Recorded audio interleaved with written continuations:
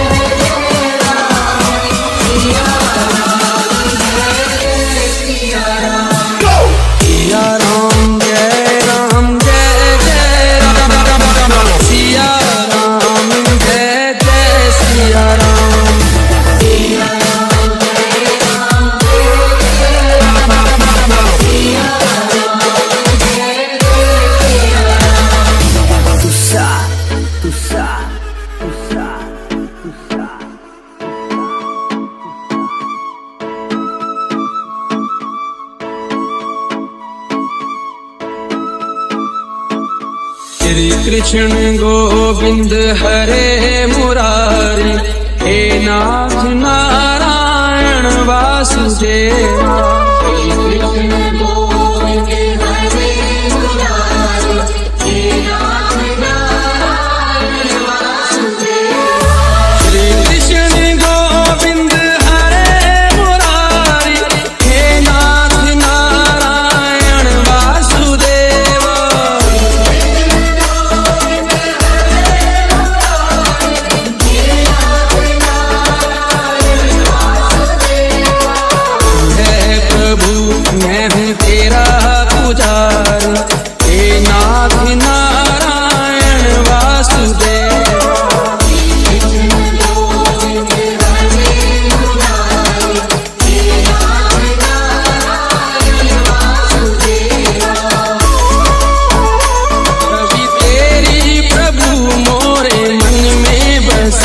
कैसे डूबेगा वो तूने थामा जैसे,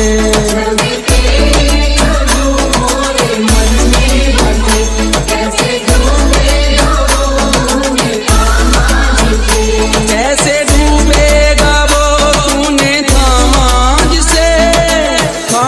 जिसे। हम ही हो भक्तन के हितकार, हे नाथ नारायण वासुदेवा।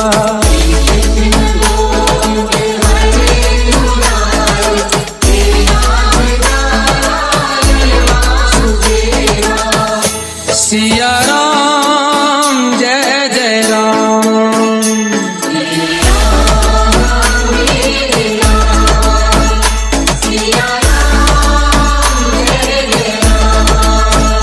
सिया राम जय जय राम, मेरे राम जय जय राम।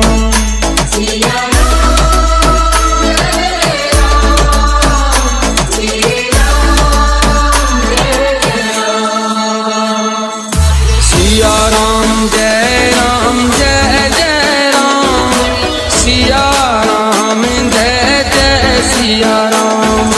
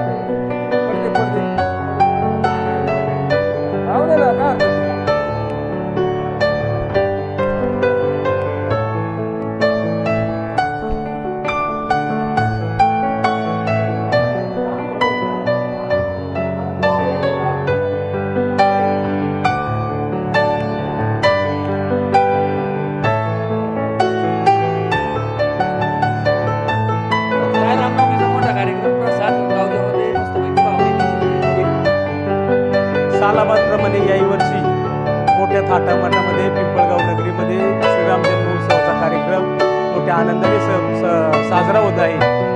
या आनंदामध्ये सर्वच गावचे सर्व ग्रामस्थ असतील, गावावरून बाहेरगावी जे कामानिमित्ताने उद्योग व्यवसायानिमित्ताने जे बाहेरगावी गेलेले आहेत ते सर्वच नागरिक, सर्वच ग्रामस्थ रामनवमी जन्मोत्सवाच्या निमित्तानं गावी येत असतात। हा मोठा आनंद सोहळा आहे, हा खूप मोठा आनंद सोहळा आहे। गावाला एक नवचैतन्याचं वातावरण निर्माण होतं, गावामध्ये आनंदाचं वातावरण असतं। आता या ठिकाणी आपण पाहिलं असेल श्रीराम जन्मोत्सवाच्या निमित्तानं जो महाप्रसाद आहे 7.5 पोत्याची लापशी आहे, म्हणजे 750 किलो भरडा आहे। हे अन्नदानाचा सर्व खर्च जवळपास 2 ते 3 लाखाचा खर्च हा ग्रामस्थांनी स्वइच्छेने दिलेला आहे। मग कोणी त्या ठिकाणी भरडा दिलेला आहे, कोणी गुळ दिलेला आहे, कोणी तेल दिलेलं आहे, कोणी तूप दिलेलं आहे, कोणी मनुके दिलेत, कोणी काजू दिलेत, कोणी बटाटा लागणारा संपूर्ण बटाटा असेल, मसाला असेल, कोणी पात्र असेल किंवा कोणी 10,000 पाण्याच्या पिशव्या असतील। आता हे सर्व अन्नधान्य स्वरूपामध्ये ग्रामस्थांनीच या ठिकाणी भरभरून आनंदाने मदत केलेली आहे। तसंच या ठिकाणी उष्णता असल्यामुळं सावलीची देखील व्यवस्था केलेली आहे। अनेक दानशूर व्यक्तिमत्वांनी त्या ठिकाणी मंडपाची देखील व्यवस्था केलेली आहे। सर्वजण एकत्रित मिळून हा मोठा आनंदाचा सोहळा गावामध्ये मोठ्या आनंदाने साजरा करत आहेत। हा आनंद आपल्याला वर्षभर पुरेल इतका आनंद माणसं ग्रामस्थ या ठिकाणी घेऊन जात असतात। मी सर्वांना ज्यांनी ज्यांनी देणग्या दिलेल्या आहेत त्या सर्वांचं पिंपळगाव ग्रामस्थांच्या वतीने मनापासून सहर्ष स्वागत करतो। भविष्य काळामध्ये देखील असा देणग्यांचा ओघ या ठिकाणी चालू राहणार आहे। आता श्रीराम उत्सव झाल्यानंतर हनुमान जयंती झाल्यानंतर मुक्तादेवीची यात्रेचा उत्सव आहे। यात्रेच्या उत्सवाला देखील 1 लाखाचं पहिल्या नंबरचं बक्षीस शेटचं आहे, 2 नंबरचं 75चं आहे, 50,000 रुपये आहे, 31,000 रुपये असे सुद्धा बक्षीस ग्रामस्थ स्वयंस्फूर्तीने या ठिकाणी देत असतात। आणि हे देण्याची ताकद प्रभू श्रीरामचंद्रांनीच त्यांच्यामध्ये निर्माण केलेली आहे। मी सर्व ग्रामस्थांचं मनापासून स्वागत करतो, मनापासून त्यांचा आभार मानतो आणि सर्वांना श्रीराम जन्म उत्सवाच्या खूप खूप शुभेच्छा देतो आणि या ठिकाणी थांबतो। जय श्रीराम, जय श्रीराम। आणि आता वाढण्याचा एक विषय, वाढण्यासाठी देखील गावातील सर्व तरुण, गावातील सर्व मंडळ असतील, गणेश मंडळ असतील, नवतरुण मंडळ असतील, उत्स्फूर्तपणे या ठिकाणी वाढण्याचं देखील काम गावातील सर्वच तरुण करत असतात। त्यांचं देखील सहर्ष स्वागत, हार्दिक अभिनंदन, धन्यवाद। आज श्रीराम जन्मोत्सवाचा कार्यक्रम पिंपळगाव नगरीमध्ये खूप मोठ्या उत्साहामध्ये सर्व ग्रामस्थांच्या सहकार्यातून आणि दातृत्वातून संपन्न होत आहे। आत्ताच आपण काही वेळापूर्वी या जन्मोत्सवाच्या निमित्ताने जो लापशीचा महाप्रसाद दरवर्षी केला जातो ते आपण त्या ठिकाणी त्याची पाहणी केली। आणि आता या ठिकाणी प्रचंड उन्हाळा आणि उन्हाच्या वेळेसच हे जेवणाचा कार्यक्रम असतो, त्यामुळं एक सगळ्या भाविकांसाठी सावली असावी की जेणेकरून त्यांना प्रसाद अतिशय चांगल्या रीतीने घेता यावा, या उद्देशाने हा मंडप गेली अनेक वर्षापासून हनुमान बांगर साहेब, त्यांचा मित्रपरिवार आणि गावातील दानशूर व्यक्तिमत्व यांच्या माध्यमातून गेली अनेक वर्षापासून हा मंडप या ठिकाणी उभारला जातो। तर आता या ठिकाणी हे जे श्रीराम विद्यालयाचे ग्राउंड आहे, या ठिकाणी श्रीराम विद्यालयाची वास्तू देखील मोडकळीस आलेल्या होत्या, त्यामुळे ग्रामस्थ आणि संस्थेच्या माध्यमातून सुमारे 3 कोटी रुपयाची आता भव्य दिव्य इमारत त्या ठिकाणी झालेली आहे। आणि जवळजवळ 4 एकरचं हे भव्य दिव्य ग्राउंड देखील देणगीच्या माध्यमातून या ठिकाणी आता तयार झालेला आहे। आता जसा हा मंडप दरवर्षी टाकावा लागतो त्यासाठी 40-50 रुपये खर्च होतो, त्यामुळे आता ग्रामस्थांची एक इच्छा आहे की एक अशाच पद्धतीचं एक भव्य दिव्य सभागृह जर कायमस्वरूपी उभं राहिलं तर राम जन्मोत्सवासाठी तर त्याचा उपयोग होईलच, पण गावचे छोटे मोठे कार्यक्रम, पुन्हा शाळेची जयंती, पुण्यतिथीचे कार्यक्रम, सांस्कृतिक महोत्सव अशा कार्यक्रमासाठी त्या सभागृहाचा निश्चित उपयोग होईल। त्यामुळं भविष्य काळामध्ये आतापर्यंत हे गाव विकासामध्ये, सामाजिक धार्मिक कार्यामध्ये संपूर्ण आंबेगाव तालुक्यामध्ये आणि जिल्ह्यामध्ये या गावचा खूप मोठा नावलौकिक आहे। प्रभू रामचंद्रांच्या आशीर्वादानं शून्यातून स्वतःच्या कर्तृत्वाने या गावातले अनेक माणसं आज खूप मोठ्या पदावरती उद्योग क्षेत्रामध्ये, वेगवेगळ्या क्षेत्रामध्ये एक दैदिप्यमान यश त्यांनी मिळवलेलं आहे। आणि ज्या गावात आपण जन्माला आलो त्या गावासाठी काहीतरी केलं पाहिजे म्हणून दरवर्षी हजारो लाखो रुपयाच्या देणग्या देणारी दानशूर व्यक्ती या गावामध्ये आहेत। त्यामुळे या सगळ्या ग्रामस्थांच्या माध्यमातून भविष्य काळामध्ये लवकरात लवकर एक भव्य दिव्य सभागृह देखील या ठिकाणी उभं करण्याचा ग्रामस्थांचा संकल्प आहे आणि ते सभागृह देखील निश्चित लवकरच पूर्ण होईल। ते सभागृह झाल्यानंतर अशा पद्धतीचा एक टेम्पररी सभा मंडप किंवा मंडप उभं करण्याची गरज पडणार नाही। आणि म्हणून ही सगळी कामं होण्याच्या दृष्टीने आतापर्यंत सगळ्याच ग्रामस्थांचं सहकार्य आहे भविष्यात देखील ते मिळणार आहे आणि ही सगळी कामं व्हावीत यासाठी सर्व दानशूर व्यक्तिमत्वांना, कार्यकर्त्यांना या राम जन्मोत्सवाच्या निमित्ताने मी मनापासून खूप खूप शुभेच्छा व्यक्त करतो आणि असाच गावचा विकास, गावचा नावलौकिक ग्रामस्थांच्या माध्यमातून भविष्य काळामध्ये सतत हा नावलौकिक घडत राहावं, चांगली कामं सगळ्यांच्या हातून घडत राहावं, सगळ्यांच्या हातून दातृत्व घडत राहावं अशीच अपेक्षा व्यक्त करून या श्रीराम जन्मोत्सवाच्या सगळ्यांना शुभेच्छा देतो. धन्यवाद. जय श्रीराम, जय श्रीराम, जय श्रीराम, जय प्रभु रामचंद्र भगवान की जय.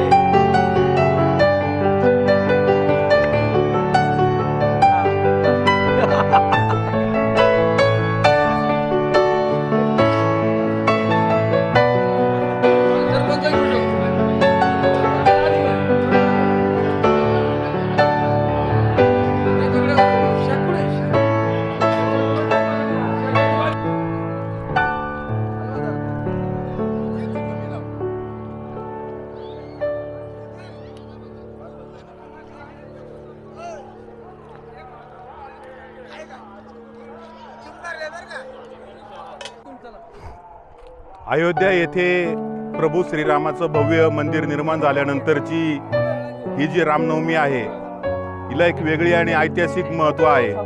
त्यामुळं संपूर्ण पिंपळगाव जणू काही या श्रीरामाच्या आगमनानं जणू काही नटलेलं आहे. आपण बघू शकतो की या ठिकाणी भाविकांना जवळपास 5 ते 6 हजार भाविकांना या ठिकाणी प्रसाद देखील तयार करण्याचं काम प्रगतीपथावर आहे. आज पिंपळगाव खडकी गावातील मग पुणेकर असतील, मुंबईकर असतील, नाशिककर मंडळी असतील, सगळी मंडळी या ठिकाणी या पिंपळगाव खडकी गावामध्ये दाखल झालेली आहेत. अवघं पिंपळगाव आता राममय झालेला आहे आणि हा जोश आणि जल्लोष तुम्हाला थोड्याच वेळामध्ये त्या ठिकाणी बघायला मिळणार आहे.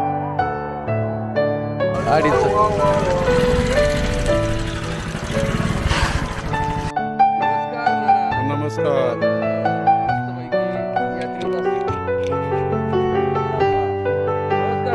नमस्कार.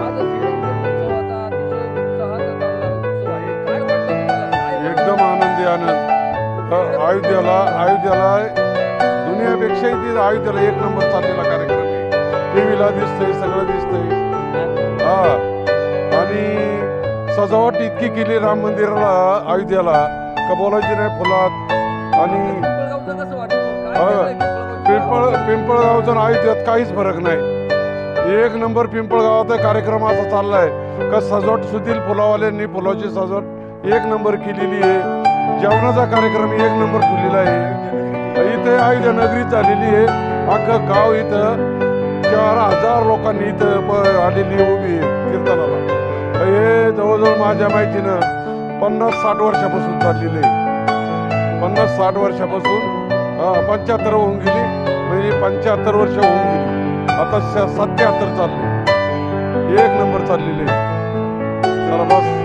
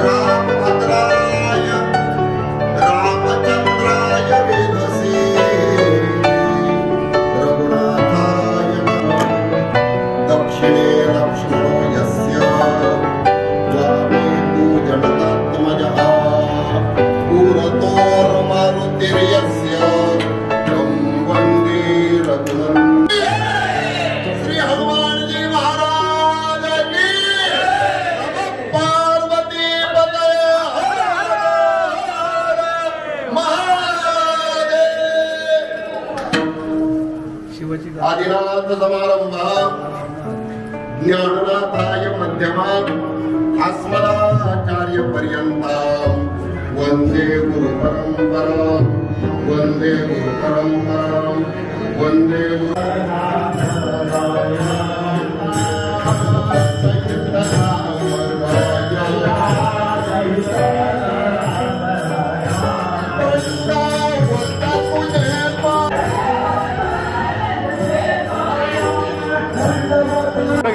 त्याला बोलव.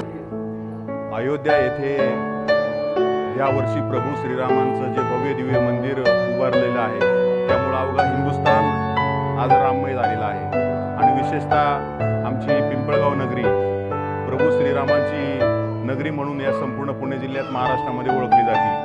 आज श्रीरामनवमीच्या निमित्तानं आपण बघू शकतो की प्रभू श्रीरामाची या ठिकाणी जन्मोत्सव जो आहे अत्यंत दिमाखामध्ये गेले 75 वर्ष या ठिकाणी पिंपळगावकरांनी साजरा केलेला आहे आणि अयोध्येच्या पार्श्वभूमीवर यावर्षी होणारी ही रामनवमी हिला एक वेगळी किनार आहे.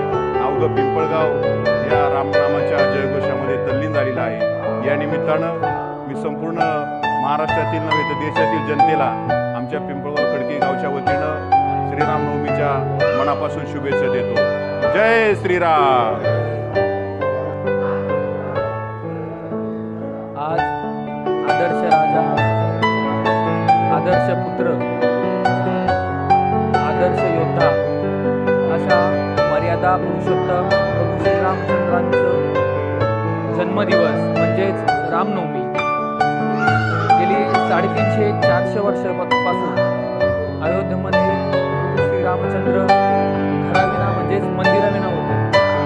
सकल हिंदू समाजाचं स्वप्न यावर्षी साकार झालं आणि अयोध्येमध्ये प्रभू श्रीरामचंद्रांचं भव्य दिव्य मंदिर या ठिकाणी उभं राहिलेलं आहे.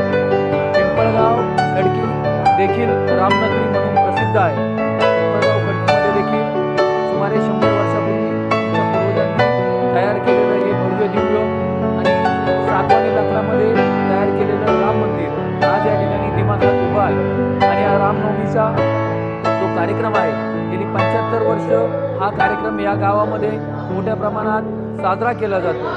या रामनवमीच्या निमित्ताने पिंपळगाव खडकीमध्ये सर्व ग्रामस्थ त्याचबरोबर मुंबई असेल, पुणे असेल, अंबरनाथ असेल, बदलापूर असेल या ठिकाणी इतरही शहरात असतील, नाशिक असेल या शहरामध्ये वास्तव्य करणारे सर्व नागरिक या रामनवमीच्या निमित्ताने या गावामध्ये येत असतात आणि मग आजच्या दिवशी रामजन्माचं कीर्तन होतं. आता आपण पाहू शकता मंदिरामध्ये कीर्तन चालू आहे. हरिभक्त परायण माऊली महाराज साबुर्डेकर खेड यांचं रामजन्माचं देवजन्माचं कीर्तन त्या ठिकाणी चालू आहे आणि या गावचं जे वैभव आहे याला राम नामाच्या शिवाय दुसरा कोणताही आधार नाही. कारण या गावामध्ये रामाच्या नावाने किंवा रामाच्या नावावर ज्या ज्या गोष्टी केल्या गेल्या त्या यशाच्या शिखरावर पोहोचल्या गेल्या. या गावामध्ये हजारो कोटी रुपयांची कामं झाली, हजारो कोटी रुपये कमावणारे उद्योजक या गावामध्ये तयार झाले. परंतु या सगळ्याला या रामाच्या आशीर्वादाची आणि या रामाच्या पाठबळाची एक मोठी परंपरा आहे. असो या रामनवमीनिमित्त मी पिंपळगाव गर्गीच्या सर्व ग्रामस्थांना खूप खूप शुभेच्छा देतो आणि प्रभू श्रीरामचंद्रांना प्रार्थना करतो की यावर्षी शेतकऱ्यांना मुबलक पाऊस होऊ दे, शेतीमालाला योग्य भाव मिळू दे आणि सर्व ग्रामस्थांच्या जीवनामध्ये आनंदाचे क्षण येऊ दे, दुधाला चांगल्या प्रकारचा भाव मिळू दे आणि आमच्या दूध उत्पादक शेतकऱ्यांना देखील आनंदाचा घास खायला मिळू दे. अशा प्रकारची प्रार्थना मी प्रभू श्री रामचंद्र यांच्या चरणी व्यक्त करतो आणि सगळ्यांना रामनवमीच्या खूप खूप शुभेच्छा देतो. जय श्रीराम. राम राम राम रघुनाथाय नाथाय सीताय पते नमः. रामो राघवने सुधा विभूते रामं रमेशं भजे. रामे रामाय तस्मै नमः. रामाय रामाय परम रामस्य दातो रामे चित्तने सुधारणे. रामाय दक्षिणाय लक्ष्मणाय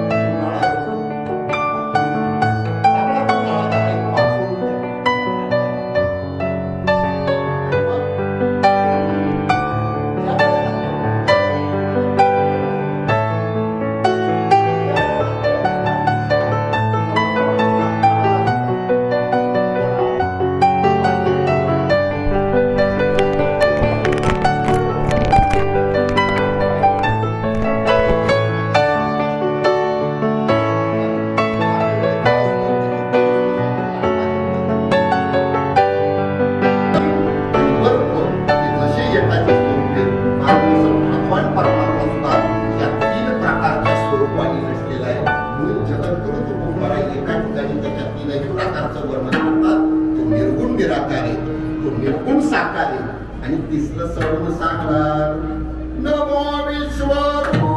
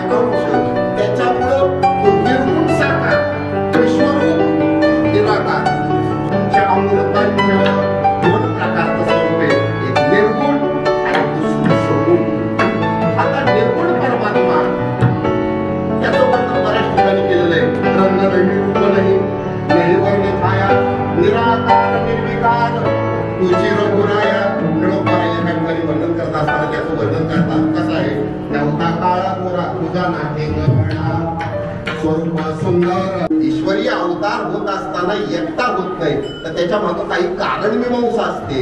हा कशासाठी होतो, का होतो, दरवर्षी ऐकणार आहे. धर्मरक्षा वया आपल्या पाळीसी भक्तजना यदा यदा भवती भारत अभ्यंतराणम धर्मस्य तदात्मानं सृजातो प्रणित्राणाय साधनां. माझ्यापेक्षा तुम्हाला जास्त पाठी धर्मसंस्थापनार्थाय संभवामी.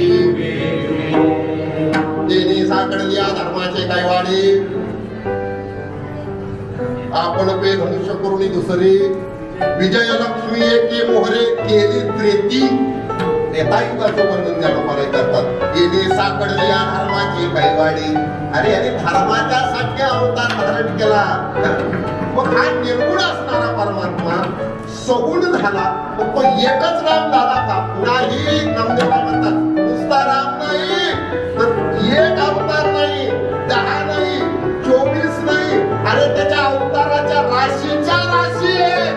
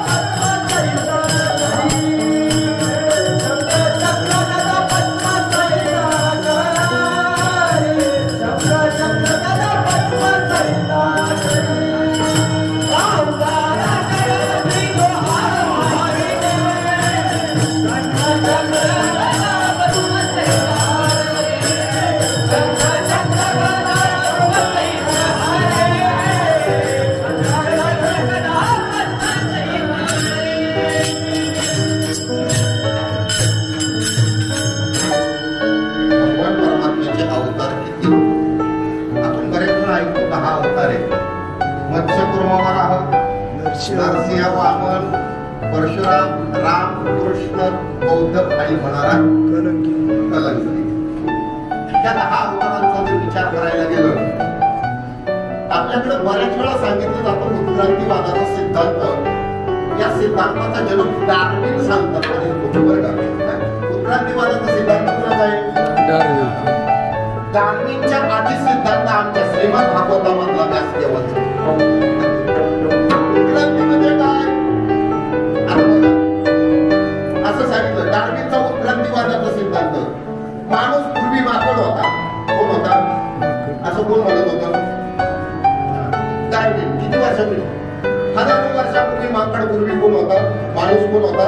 माकड होता. त्याला काय होतं? शेपूट होतं. मग ते शेपूट गेलं, त्याच्या जागेवर काय शिल्लक राहिलं? माकड. हाडाला काय म्हटलं जातं? असे बरेच सांगितलं जातं. आता पुढे भविष्यकाळ मी सांगतो का? भविष्यकाळ तो डार्विनचा सिद्धांत आहे. आता इथं पुढे आपला सिद्धांत ऐका. डार्विनने जरी सांगितलं असलं ना, आमचे वेद आणि उपनिषद पाहिले ना, वेद आणि उपनिषदामध्ये माणसाचे पूर्वज मात्र होते असं सांगितलं नाही. आमचे पूर्वज राम आणि कृष्ण होते हा आमचा सिद्धांत. आमचे पूर्वज मात्र नव्हते, आमचे पूर्वज राम होते, आमचे पूर्वज कृष्ण होते. आणि विषयाचा वेद सांगतो. आता आमच्या झालाय मोबाईल. काय झालाय? सकाळी कुठलं तिथे मोबाईल घेते तेव्हा सकाळी बघत कुठं बघतो. काही कालावधीनंतर अशी पिढी निर्माण होईल की जन्माला येतानाच ती अशी हा एक आपला सिद्धांत आहे बरं काय. ज्या अवयवाचा उपयोग जास्त होत नाही ना त्या अवयव कामातनं. कोरोनाच्या काळामध्ये 2-2 वर्ष लोक चालणं विसरली, गुडघे दुखायला लागले, अवयवाचा उपयोग कमी झाला. चला मला एवढंच सांगायचंय, उत्क्रांतीवाद त्याचा सिद्धांत असेल पण आमचा भागवतातला सिद्धांत आहे. पहिला अवतार मत्स्य घेत आहे का? मासा पाण्याच्या बाहेर जाऊ शकतो का? त्यात उत्क्रांती झाली. दुसरा अवतार झाला कूर्म अवतार, पाण्याच्या आतमध्ये आणि पाण्याच्या बाहेर सुद्धा. तिसरा अवतार झाला वराह अवतार, फक्त बाहेर परंतु कोणतंच ज्ञान नाही. पुढचा अवतार झाला नरसिंह, शरीर माणसाचं आणि मुख पशुचं. म्हणजे मानवी शरीर आहे पण विचार मात्र पशुचे. पुढचा अवतार झाला वामन, बालबुद्धी, वय छोट, 5 वर्षाचा लेकरू, दिसायला बारकय पण विचारांची प्रगल्भता उंच. तरी सुद्धा नाही. पुढचा अवतार झाला परशुराम, 6.5 फूट उंच, हातामध्ये धनुष्यबाण, खांद्यावर परशु, 6.5 फूट उंच पण तरी सुद्धा परिपूर्ण दादाही सगळं चांगलंय पण तापट आहे. तापट माणसाला समाजात किंमत. पुढचा अवतार झाला रामरायाचा आणि नंतरचा कृष्णाचा. हे 2 अवतार का त्याच्या बाबतीत मोठी समीक्षा आहे. त्याच्या कालिकेतमध्ये होईलच तो विषय. राम आणि कृष्णाचा समन्वय काय, रामाचा आणि कृष्णाचा समन्वय काय. राम अवतारामध्ये कृष्ण अवताराची मुळ दिसतात. त्याचा काय संबंध आहे जर पाहिलं गेलं, रामाचं राज्य जर पाहिलं गेलं आणि कृष्णाचं राज्य, संपूर्ण भारतवर्ष या दोघांच्या राज्याने व्यापलेलं आहे. पहिला कृष्णाचा विचार सांगतो. कृष्णाचं राज्य द्वारकेला, द्वारकेपासून पूर्व पट्ट्यामध्ये पश्चिमेला द्वारका भारताच्या आणि पूर्व पट्ट्यामध्ये प्रागज्योतिषपूर नरकासुराची राजधानी इथपर्यंतचा सगळा भाग महाराज कृष्णाने व्यापलेला आहे. आणि रामाचा जर विचार करायला गेलं तर राम अयोध्येचा उत्तरेतला परंतु दक्षिणेच्या शेवटच्या टोकापर्यंत त्याचं राज्य व्यापलेलं होतं. म्हणून हा भारत भारत नाही तर राम राज्य. टाळ्या. काय याचं कारण बरेच जण वेगवेगळं सांगत असेल. तुकाराम म्हणजे रामे सुपती जरी आपुले, परंतु या भारतामध्ये एकही गाव असं नाही, एकही माणूस असं नाही. तेवढंच नाही सांगत मी, ह्या भारतामध्ये मी कायम सांगत असतो, जिधर खुदा उधर भगवान. तुम्हाला नाही समजायचंय. जिधर खुदा उधर भगवान. काय समजलं? अयोध्या में खुदा उधर भगवान, काशी में खुदा उधर भगवान. नाही समजलं ना? सोडून द्या, गोधडीतच झोपा. अरे जिथं जिथं खाल्लं ना आम्ही तिथं तिथं कोण सापडले फक्त? संपूर्ण भारतवर्ष नाही, सगळ्या जगामध्ये महाराज फक्त एकच संस्कृती होती. कंबोडियातला विचार करा, आज 1000 किलोमीटरचं अंकोरवटचं विष्णू मंदिर सापडतं. म्हणजे माझी भारतीय संस्कृती राम राज्य कुठपर्यंत पसरलेलं होतं. म्हणून हे नुसतं भारत रामराज्य नाही तर विश्व सुद्धा रामराज्य झाल्याशिवाय राहणार. रामराज्याची असो तर मला एवढंच सांगायचं आहे, की हे अवताराची उत्क्रांती आहे. परशुराम अवतार दाखवते, पण नाम अवताराचं वैशिष्ट्य बोलीला वाल्मिक तैसेची करेन आणि वरतोळीला गेली नामा म्हणे. म्हणून हे जे अवतार आहेत का, म्हणजे 10 अवतार, चला ठीक आहे, परंतु त्याच्यापेक्षा अजून जास्त अवतार सांगितले बरं का. श्रीमद भागवतामध्ये 24 अवतार सांगितले. किती? आता हे कसे अवतारा अंतर्गत अवतार. एक उदाहरण तुम्हाला सांगतो. पूर्ण अवतार झाला, फेरबंदराचं घुसळण चालू झालं आणि त्यावेळेला कासवाच्या अवतारामध्ये देव होते. पूर्ण अवतारामध्ये त्याच वेळेला घुसळण करत असताना अमृताचा कुंभ घेऊन धन्वंतरी निघाले. तो धन्वंतरी सुद्धा भगवान परमात्म्याचा अवतार. अमृत वाटण्याच्या वेळेला दैत्यांनी कलश पळवला म्हणून देवांना अमृत मिळावं म्हणून भगवान विष्णूने मोहिनीचं रूप धारण केलं. म्हणजे एक अवतार, पण त्या अंतर्गत अन्य अवतार असे म्हणून सगळे अवतार कितीदा सांगितलेले भागवताने 24. आणि मग म्हटले हा 24 अवतार. नामदेवराय म्हणतात नुसते तेवढेच नाही, जे जे दृष्टी दिसे येते आणि जिथे पासाल ना तिथे तो आहे. मग म्हणले अहो तुमचा पांडुरंग एक तर तो 1000 नावात कुठे नाहीये आहे का. विष्णू सहस्रनामामध्ये त्याच्यामध्ये विठ्ठलाचं नाव कुठेही नाही.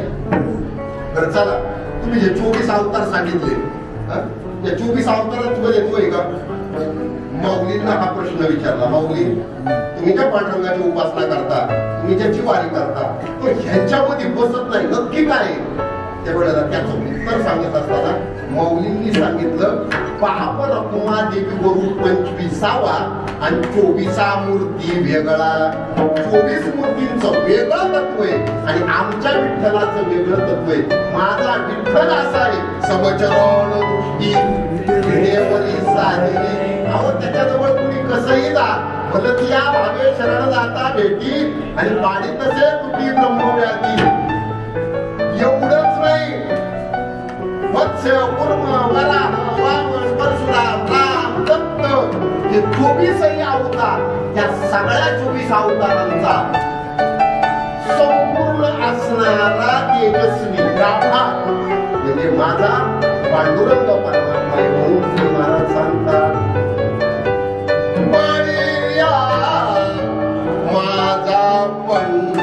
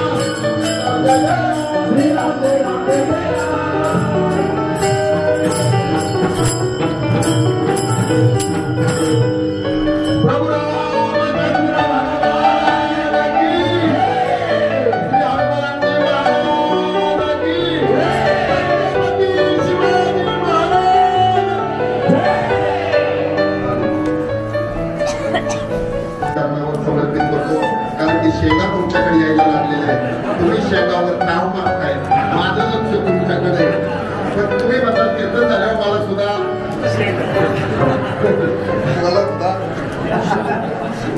असो तर या ठिकाणी सेवेला येण्याचा योग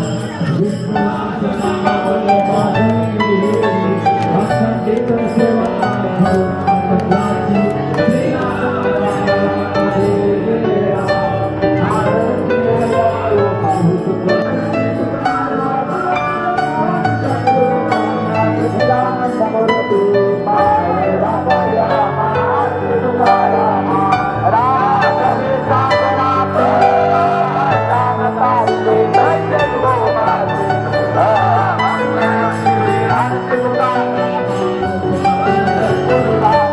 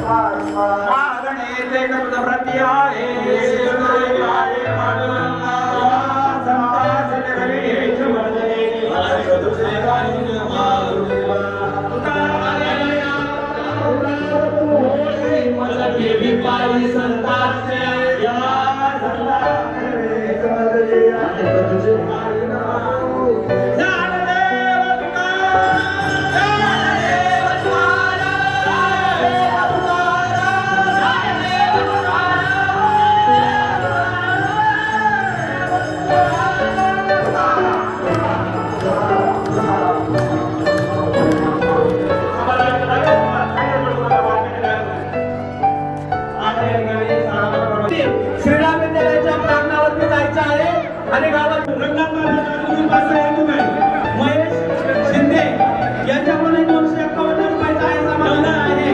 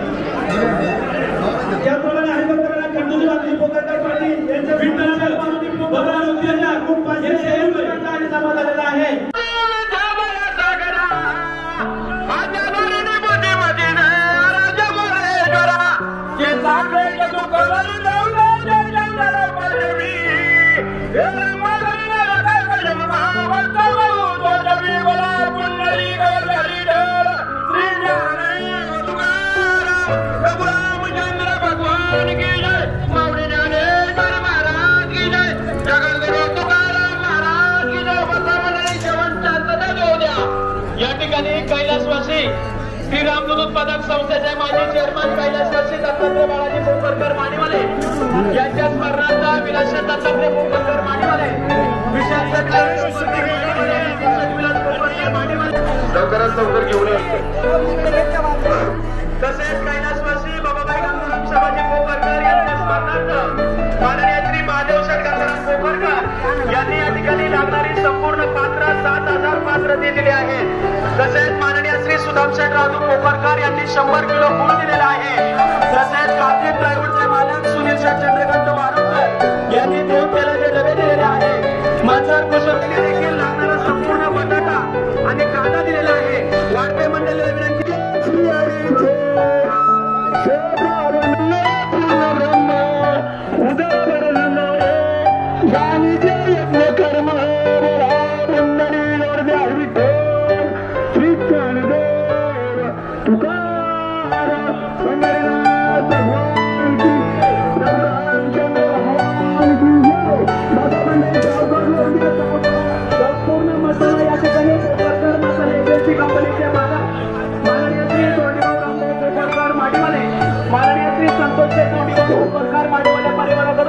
संपूर्ण मसाला देण्यात आलेला आहे.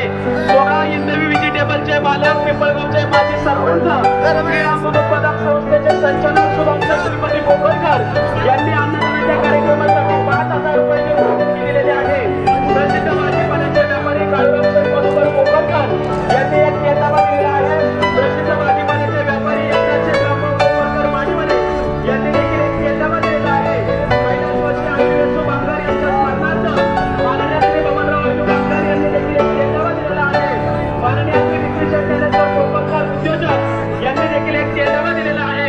पिंपळगावचे सरपंच दीपकशेठ पोपरकर यांनी 10 किलो काजू दिलेले आहेत. माननीय श्री महेश इकडे बघा यांनी देखील एक केंद्रावा दिलेला आहे. कैलासवासी निर्मलदास बांगर यांच्या स्मरणार्थ अलकाताई बांगर यांनी एक केंद्रावा दिलेला आहे. कैलासवासी बबन मनाजी बांगर यांच्या स्मरणार्थ पिंपळगाव ग्रामपंचायतच्या सदस्य सौभाग्यवती सुनीताताई अविनाश बांगर यांनी देखील एक केंद्रावा दिलेला आहे. लागणारे संपूर्ण मनुके पुणे जिल्हा स्वाभिमानी शेतकरी संघटनेचे अध्यक्ष प्रभाकर जोशी फार्मा मच्छिंद्र शेठ आनंद गावडे यांनी देखील एक झेंडा दिलेला आहे. तसेच पिंपळगावचे माजी सरपंच किशोर वांगर यांनी 2501 रुपये अन्नदानासाठी देणगी दिलेली आहे.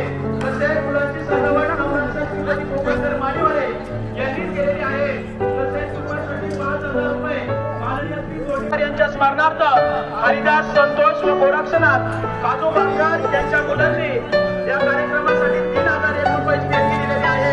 सरोज शेठ बाळासाहेब बांगर यांनी देखील अन्नदानासाठी 3000 रुपयाची देणगी दिलेली आहे. सुरज शेठ मुखर्जी पोखरकर 1551 रुपये. पंकज शेठ संजय पोखरकर यांच्याकडून देखील 1551. श्रीराम जन्मोत्सवाच्या निमित्ताने या ठिकाणी लाखोच्या संख्येने भाविक या ठिकाणी उपस्थित झालेले आहेत आणि या ठिकाणी जो महाप्रसाद केला हा खूप छान पद्धतीने आणि स्वादिष्ट केलेला आहे. शाकभाजी खरंच भारी झाली, एक नंबर झाली. मार्तिक कुरकुट्याची हा ओके एक नंबर भाजी झाली यार. हॅलो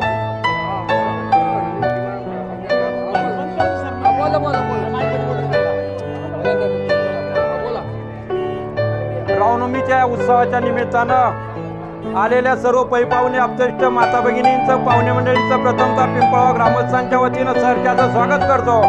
आणि जो काय रामनवमीचा महाप्रसाद बनवण्याचं ज्यांनी काम केलं, लापशी बनवणे, बटाट्याची भाजी बनवणे, उत्कृष्ट अशा प्रकारचं या रामनवमीच्या उत्सवाला जेवण झालेलं आहे. हे जे काय बनवण्याचं काम केलं पिंपळगावचे सुपुत्र आणि मुक्ताई केटरचे सर्व मारुती शेठ गजाबा कुरकुडे यांनी उत्कृष्ट अशा प्रकारचं आचारीपणाचं काम केलेलं आहे.